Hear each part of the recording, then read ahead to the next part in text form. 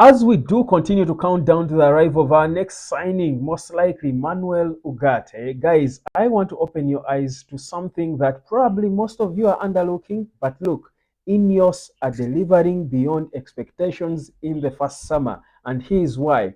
I'll first draw you back to the time we poached from Manchester City the CEO Omar Berrada and what he said back then while still at City, and how they were able to form a force that went on to win titles consecutively. My name is Webb. Like, share, subscribe. Good morning, good evening, good afternoon. Let's get proper into this talk. Now, this was Omar Berrada asked about how he was able to work with his team and were able to form a Man City that has been winning titles consistently for years. This is what Berrada said. It, that is in quotes, winning five titles in 10 years, is a result of a vision that the ownership had 12 years ago to develop a strong academy, to develop a specific way of playing football, and bring the right manager for that type of football. It has always been about finding the right squad balance between young players, players who are at their peak, and players who can bring more experience. It has not been about investing in superstars. We like to find the right players, and with time, they become superstars because of the success of the team. It is about ensuring that we find players that can adapt to our style of play, believe in our culture in place, and then buy into it.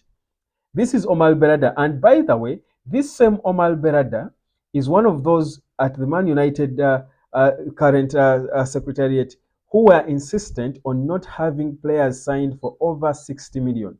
He has never been a fan of signing players for over 60 million. For him, his approach is and has always been buy players, like he explains it there, buy young players and mold them. And that's exactly what Sir Jim Ratcliffe wanted when he spoke in his first interview. Now, fast forward, these are the players that Omar Berrada has brought in.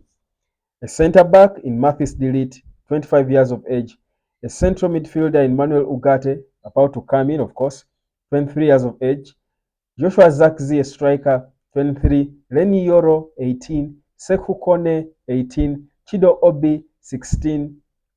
Lucelle, I think, is also 17. So you can imagine these are the youngsters that are playing. The balance, what he explained, being, I think he's walking the talk. That's what I should call it. Now the question is, guys, do we look at the future Manchester United we are going to have? Guys, I'm not focusing on the game against Brighton, our next game.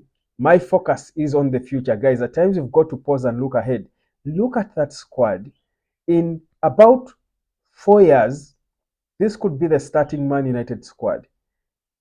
It just reminds you of how Manchester City were recruiting. They bring in the experienced, but as they phase out, they have enough players to continually come in and replace them. You can see right now, Man City on the right, they have their boy Lewis. Then they have this Bob boy up front. They have the players who will come in and replace the Kyle Walkers who are aging. Continuity. Liverpool seem to be doing the same thing. The best clubs always do this. You just add a little quality players to the youngsters you've been grooming, and you have a continuous style of play, a continuous winning squad. Look at the likely Man United. I won't go on the goalkeeper. That's why I put a question mark on the goalkeeper. Definitely one may not be Andre Onana, but it even could be Andre Onana because for a goalkeeper, even in your early 30s, you're still ripe. But I'm focusing on the outfield players. Harry Amas is 17. We know what Amas can be when he's 21. That's 4 years from now. That will be near his peak. Mathis Delete is 25. 4 years from now, he will be 29. Probably he could be even the captain of this slot. Lenny Yoro is 18.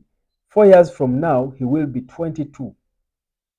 Now, I've even set them up in a back three because I want to accommodate so many players up front.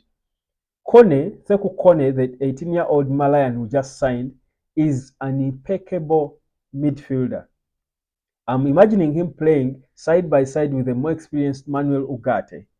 Ugarte in 4 years will be 27, peak of his time, very experienced.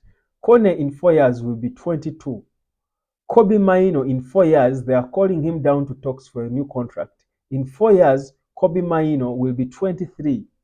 I expect him to be pushing to 10 because Ugarte and Kone will be taking the places behind them. Bruno, in 4 years, will be phasing out. That's when his current contract that he signed ends.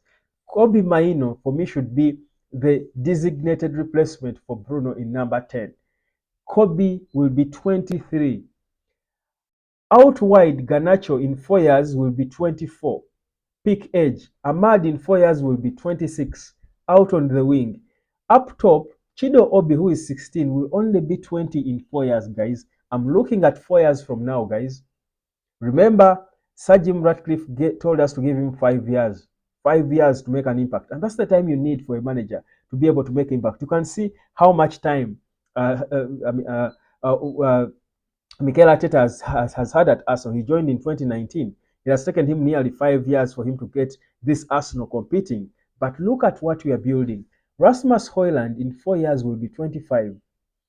Guys, do you notice I've not even included Joshua Zirkzee in that squad? Who do I put out for Joshua? Who do I put out for Zirkzee? Some could say Rasmus Højlund. A few could say we don't know Chido Obi and what he's made of. Fam, this boy was scoring 10 goals against against Liverpool. So you see what Omar Berrada and INEOS have done. This is exactly what we are lacking at Manchester United.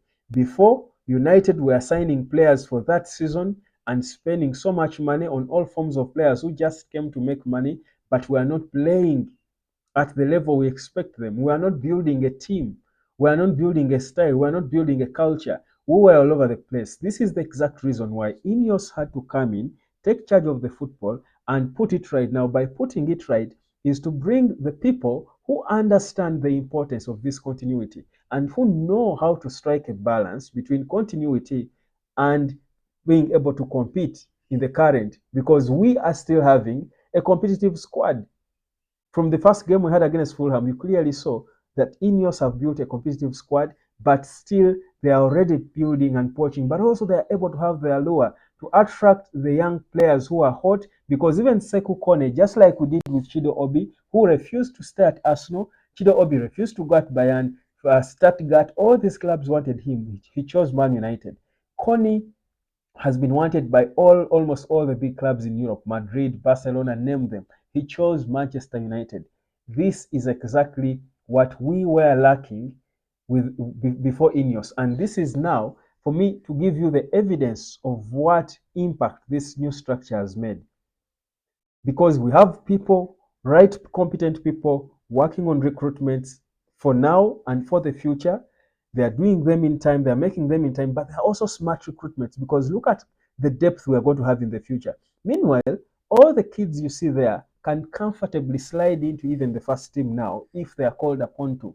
Chido Obi can comfortably come in and be among the strikers.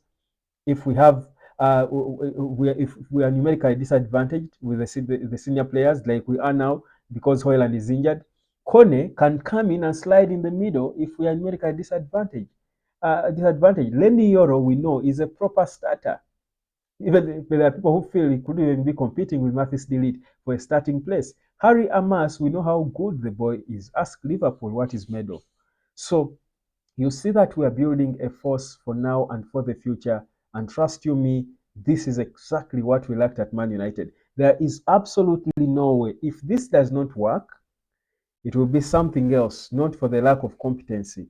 It will be something else. I mean, I would then believe what Eric Ten Hag said, or what my good brother keeps saying, that we have a curse of rebirth. If United does not beat people for fun in the coming years, if we are not consistently competitive, it will be something else, not footballing. It will be all these. I mean, we had the dead bodies found outside Carrington, the training facility and stuff. We'll just know there is a proper huge curse, and we shall just need the divine intervention. But in terms of human intervention and what INEOS have done, guys, we are on the right track. Sajin is a killer. Man is a killer.